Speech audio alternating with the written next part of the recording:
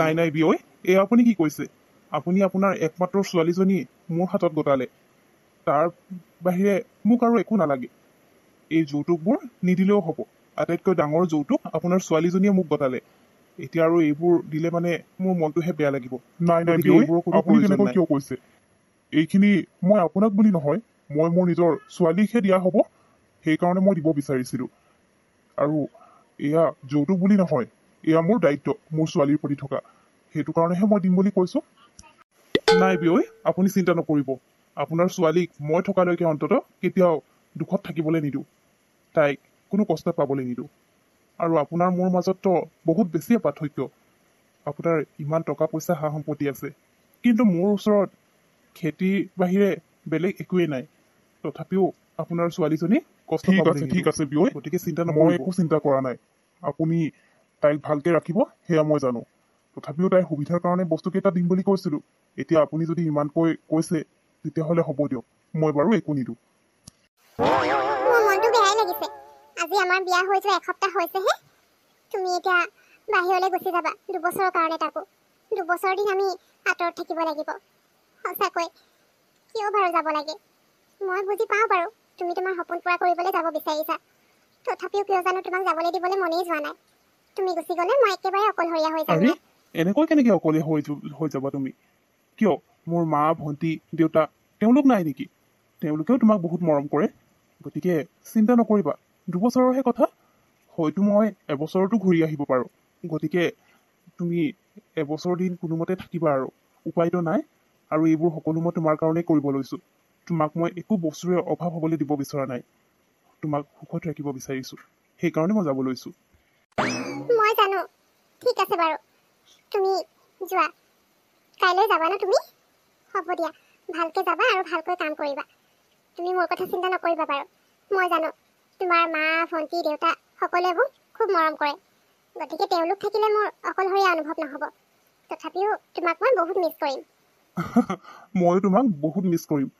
তুমি চিন্তা নকৰিবা, মই তোমাক সদায় ফোন কৰিম, সদায় মেছেজ কৰি তোমাক। আৰু ঘৰৰ মানুহবোৰকো মই কৈ থৈ যাম তোমাক যাতে কোনো একো কষ্ট নিদিয়ে। হ'বনে? বাৰু মই এতিয়া বস্তুবোৰ পেকিং কৰি লওঁ দেই। কাইলৈ ৰাতিপুৱাই ওলাই যাব লাগিব। যদি কিবা থাকি যায় আকৌ প্ৰব্লেম হৈ যাব। মা, মোৰ কাপোৰ অলপ ধুবলগীয়া আছিলে। ৱাশ্বিং মেচিনটো কোনখিনি ৰাখিছে বাৰু? মই বিচাৰি পোৱা নাই। মোক কিয় সুধিছা? তোমাৰ দেউতাইহে দিছিলে। তোমাৰ দেউতাই যিখন দোকানৰ পৰা তোমাক ৱাশ্বিং মেচিন কিনি দিছিলে তাতে থাকিব লাগে। মোক আকৌ কিয় সুধি আছা? মানে মা, আপুনি কি ক'ব বিচাৰিছে? মই ঠিক ধৰিব পৰা নাই। আপুনি ভালকৈ কওকচোন। বুজি পোৱা নাই? ভালকৈ কওঁ তেতিয়াহ'লে। তোমাৰ দেউতাই তোমাৰ বাহিৰেতো তোমাৰ লগত কিবা বস্তু এপদ যে দিব লাগে সেইটো নাজানে নেকি? ঠিক আছে, আমাৰ ঘৰৰ মানুহে মানা কৰিলে সেইবুলি একো দিব নালাগেনে? তোমাৰ সুবিধা হোৱাকে বস্তুকেইটাতো দি পঠিয়াব লাগে। এতিয়া ইয়াত ৱাশ্বিং মেচিন বিচাৰি থাকিলে ক'ৰ পৰা ৱাশ্বিং মেচিন পাবা? আমি ৱাশ্বিং মেচিনৰ কাপোৰ নুধুও। ইয়াত আমি চবেই হাতেৰে কাপোৰ ধুওঁ। গতিকে তোমাৰ দেউতাই তোমাক দি পঠিওৱা নাই, এতিয়া ইয়াত বিচাৰি থাকিলে নোপোৱা। গৈ হাতেৰে ধোৱাগে কাপোৰ। প্ৰথমতেতো বহুত ডাঙৰ ডাঙৰ কথা। ইমান টকা পইচা থকা মানুহ হৈও ছোৱালীজনীৰ কাৰণে একো এটা দি পঠিয়াব পৰা নাই। এতিয়া আকৌ জীয়েকক ৱাশ্বিং মেচিনত কাপোৰ ধুবলৈ লাগে। মা, আপুনি তেনেকৈ কিয় কৈছে? মোৰ দেউতাতো নিদো বুলি কোৱা নাছিলে। সকলো বস্তু মোৰ লগত দি পঠিয়াম বুলিয়ে কৈছিলে, মোৰ সুবিধা হোৱাকে। কিন্তু আপোনালোকেইতো নালাগে বুলি ক'লে, সেইকাৰণে দেউতাই নিদিলে। আপোনালোকে যদি মানা নকৰা হ'লে দেউতাই গোটেইবোৰ বস্তু মই আগতে দি পঠালে হয়। এতিয়া তুমি মোৰ মুখে মুখে তৰ্ক কৰিব নালাগে। এতিয়া আমাক দুখ দি কি লাভ? তোমাৰ দেউতাৰ কিবা দিব মন থাকিলে আমি যিমান মানা কৰিলো জোৰ জবস্তি কৰিও দি পঠিয়ালে হয়। কিন্তু তোমাৰ দেউতাৰ একো দিবলৈ মনেই নাছিল, সেইকাৰণে আমি নালাগে বুলি কোৱা একো এটা দি নপঠিয়ালে। সেইটো তেওঁ নিজে জানিব লাগে। যাৰ দিবলৈ মন থাকিব যিমান মানা কৰিলেও নিজেই দি পঠিয়াব, কাৰো অনুমতি নলয়। তোমাৰ দেউতাৰ দিবলৈ মনেই নাছিল। কয় নহয়, যাৰ আছে তেওঁলোকে দিবই নিবিচাৰে। এতিয়া আমাৰ ঘৰত এইবোৰ সুবিধা বিচাৰি থাকিলে নহ'ব। আমাৰ ঘৰত আমি যেনেকৈ থাকো তুমিও তেনেকৈয়ে থাকিব লাগিব। যোৱা, হাতেৰে কাপোৰকেইটা ধুই লোৱাগে। বোৱাৰী, ৰ'বা, তোমাক কথা এটা বহুত দিনৰ পৰা কমকৈ ক'বলৈ মই সুযোগে পোৱা নাই। তুমি ঘৰৰ ভিতৰত এনেকৈ নতুন নতুন কাপোৰবোৰ পিন্ধি ঘূৰি নুফুৰিবা। তোমাৰ এই নতুন কাপোৰবোৰ পিন্ধি ঘূৰি ফুৰা দেখি মোৰ ছোৱালীয়েও এতিয়া মোক নতুন কাপোৰ বিচাৰিবলৈ লৈছে। তাইক মই এতিয়া ঘৰতে পিন্ধিবলৈ নতুন কাপোৰ এইখিনি ক'ৰ পৰা আনি দিওঁ? গতিকে তুমি আমাৰ মতে থাকিব লাগিব। এতিয়া তুমি এইখন ঘৰত আছা, তোমাৰ নিজৰ দেউতাৰ ঘৰত নাই, দেউতাৰ মেহেলত থকা নাই তুমি। গতিকে আমি ইয়াত যেনেকৈ সাধাৰণভাৱে থাকো তুমিও তেনেকৈয়ে থাকিব লাগিব। এইবোৰ নতুন কাপোৰ পিন্ধি ইয়াত ঘূৰি নুফুৰিবা। মা, তেতিয়াহ'লে মই দেউতাক কৈ দিম, দেউতাই ভণ্টিৰ কাৰণেও বহুতখিনি নতুন কাপোৰ পঠিয়াই দিব। মইতো এতিয়া এইবোৰে পিন্ধো, আৰুনো মই কি পিন্ধি থাকিম? তাই যদি মোক দেখি নতুন কাপোৰ পিন্ধিব মন কৰিছে, তেতিয়াহ'লে মই দেউতাক আজিয়ে কৈ দিম তাইৰ কাৰণে এইখিনিমান নতুন কাপোৰ পঠিয়াই দিবলৈ। হ'ব হ'ব, কোনো দৰকাৰ নাই তোমাৰ দেউতাক ক'বলৈ। যেতিয়া দিব লাগিছিলে তেতিয়াতো একো এটা দি নপঠিয়ালে। এতিয়া আমি পিন্ধিব নোপোৱাৰ দৰে তুমি দেউতাক আকৌ আমাৰ কাৰণে কাপোৰ দিবলৈ ক'ব দৰকাৰ নাই। আৰু তুমিও এইবোৰ পিন্ধি নাথাকিবা, সিমানেই কথা। আৰু এটা কথা, মই এতিয়া কাম কৰিব নোৱাৰা হৈছোঁ, বয়স হৈছে মোৰ। আৰু মোৰ ছোৱালীয়েও সদায় ঘৰৰ কাম কৰি থাকিব নোৱাৰে। এতিয়াৰ পৰা ঘৰৰ যিমান যি কাম আছে সকলো তুমি অকলে কৰিব লাগিব। মই আৰু নোৱাৰো এইবোৰ কৰি থাকিবলৈ। ঠিক আছে মা, মই তেতিয়াহ'লে দেউতাক একো নকওঁ। আৰু মা, আপুনি ঘৰৰ কাম কৰিব নালাগে, মই আপোনাক কৰিবলৈ কোৱা নাই নহয়। আপুনি আৰাম কৰিব, কামবোৰ মই কৰি ল'ম বাৰু, চিন্তা কৰিব নালাগে। মই ভাবিছিলোঁ এইখন ঘৰত আহি মই বৰ সুখত থাকিম, সকলোৱে মোক খুব মৰম কৰিব। কিন্তু সকলো সলনি হৈ গ'ল।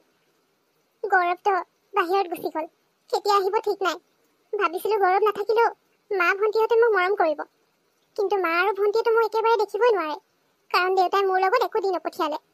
আৰু তাতো তেওঁলোকৰে ভুল আছিল, তেওঁলোকে মানা কৰাৰ কাৰণেহে দেউতাই একো নিদিলে। আৰু মোৰ শহুৰ দেউতা, মোৰ বিয়া হোৱাৰ কেইদিনমানৰ পিছৰে পৰা বেমাৰ পৰিলে যে পৰিলে, তেওঁ এতিয়া একো এটা কৰিব নোৱাৰা হৈ থাকিল।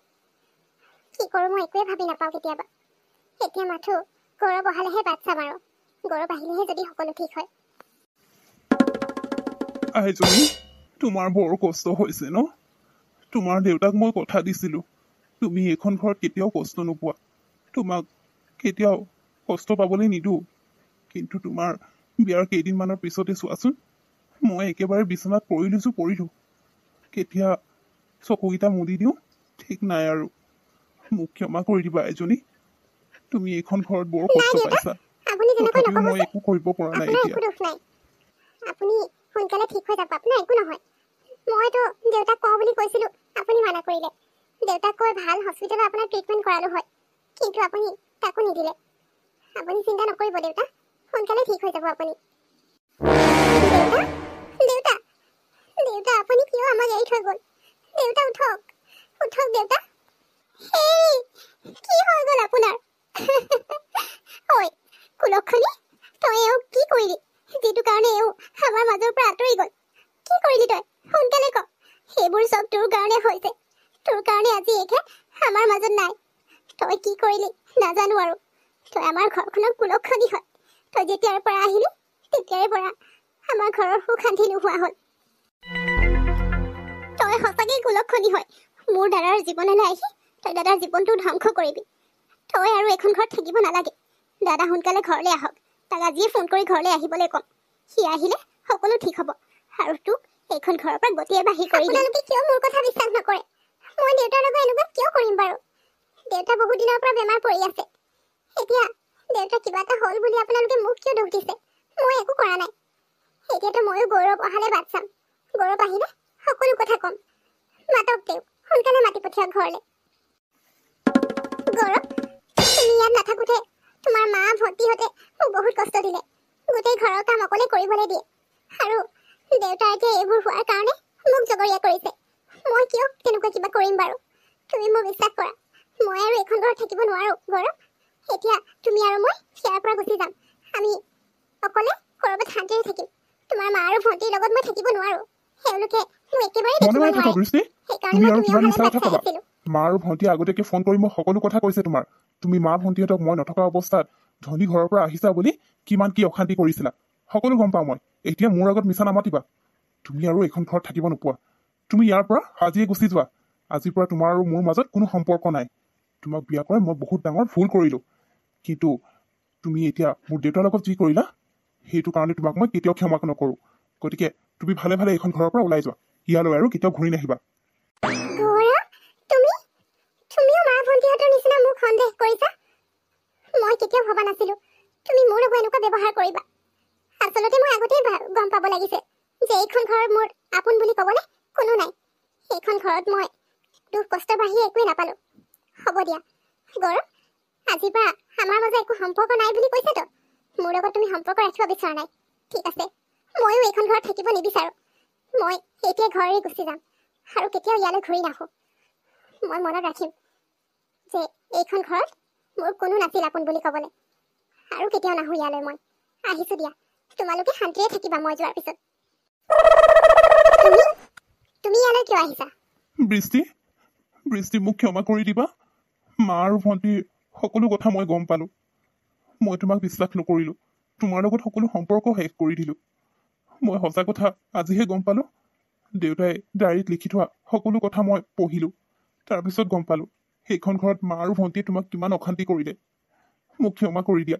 মই তোমাক নিবলৈ আহিছো বৃষ্টি। এতিয়াৰ পৰা আমি একেলগে থাকিম, শান্তিৰে থাকিম। মা আৰু ভণ্টিৰ লগত মই কোনো সম্পৰ্ক নাৰাখো। আচ্ছা, দেউতাৰ ডায়েৰী পঢ়িলা, সেইকাৰণে এতিয়া তোমাৰ নিজৰ ভুল তুমি বুজি পালা। মোৰ যে একো ভুল নাছিলে সেয়া গম পালা, আৰু সেইকাৰণে মোক নিবলৈ আহিছা। কিন্তু গৌৰৱ, তোমাৰ লগা নাইনে?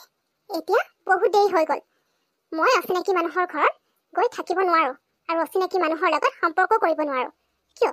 তুমিয়ে কোৱা নাছিলা জানো মই তোমাৰ কাৰণে অচিনাকি হয় তেতিয়াৰ পৰা? আৰু সেইকাৰণে মই অচিনাকি মানুহৰ লগত ক'তো নাযাওঁ। মই অকলেই দেউতাৰ লগত থাকি শান্তিৰে আছো। তুমি এতিয়া ইয়াৰ পৰা যাব পাৰা। তোমাৰ লগত মই আৰু কোনো ধৰণৰ সম্পৰ্ক ৰাখিব বিচৰা নাই।